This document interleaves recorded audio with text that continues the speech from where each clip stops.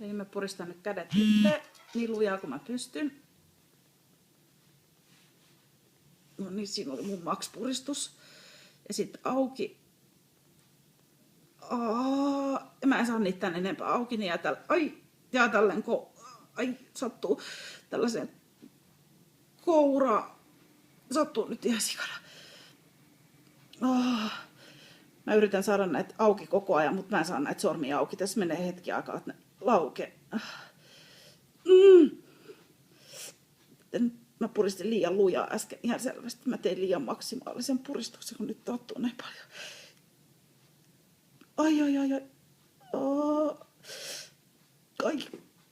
Nyt tää rupeaa aukeamaan väitellä. Nyt mä en saa toita sormia. Perse. Kitto, mä en saa näitä toi auki. Mä en saa tätä auki. Mä autan vähän täältä käden.